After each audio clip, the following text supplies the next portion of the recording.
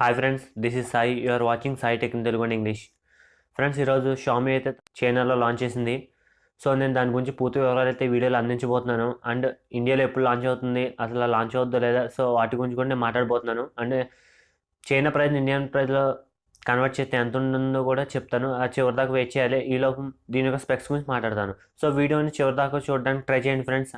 So నాకు watch time అనేది చాలా తక్కువ వస్తుంది. సో మీరు వీడియో ఫుల్గా చూడండి. సో నాకు వాచ్ టైం అనేది పెరిగే ఛాన్సెస్ ఉన్నాయి.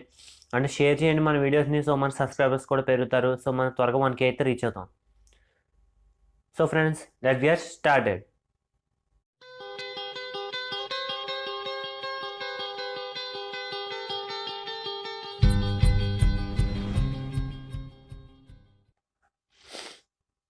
ఫస్ట్ దీని యొక్క డిస్ప్లే గురించి మాట్లాడితే ఇది 5.84 ఇంచెస్ ఉంటుంది. అండ్ ఇది full HD plus display. So ఇది మీకు వాటర్ డ్రాప్ నాయిస్ అయితే వస్తుంది. సో 5.8 మినిమం 6 ఇంచెస్ కూడా లేదు. మరి డిస్ప్లే చూడాలి. అండ్ దీని యొక్క ర్యామ్ గురించి మాట్లాడుకుంటే ఓన్లీ ఒక వేరియంట్ లభిస్తుంది, 4GB అండ్ 64GB. అండ్ ఇది మీకు రెడ్, బ్లూ అండ్ బ్లాక్ ఈ 3 వేరియంట్స్లో లభిస్తుంది.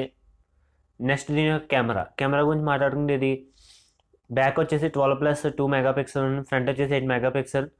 సో మొత్తం ఇవి 3 కెమెరాస్. అపాచర్ వచ్చేసి f2.0 ఉంటుంది. అండ్ నెక్స్ట్ దీని యొక్క ప్రాసెసర్ గురించి మాట్లాడుకుంటే ఇది హీలియోటెక్ P32 ప్రాసెసర్తో వస్తుంది. ఏదైతే హీలియో P22 ప్రాసెసర్ దాని సక్సెసర్ అని చెప్పొచ్చు. ఇది కూడా one of the mid range processor.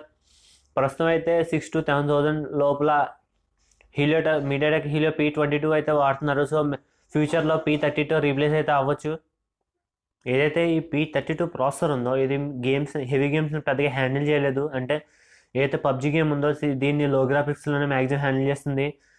So gaming కూడా ఓకే, ఓ మాదిరిగా పర్లేదు అనిపిస్తుంది. అంతేగాని అంత స్మూత్ గేమింగ్ అయితే ఉండదు. సో మరి చూడాలి మరి వీళ్ళు ఎందుకు ఇలా లాంచ్ చేశారో. అండ్ నెక్స్ట్ దీని యొక్క బ్యాటరీ గురించి మాట్లాడుకుంటే దీని బ్యాటరీ వచ్చేసి 3000 mAh బ్యాటరీ మాత్రం ఇచ్చారు. సో మినిమం 3500 ఇచ్చిన బాగుండేది.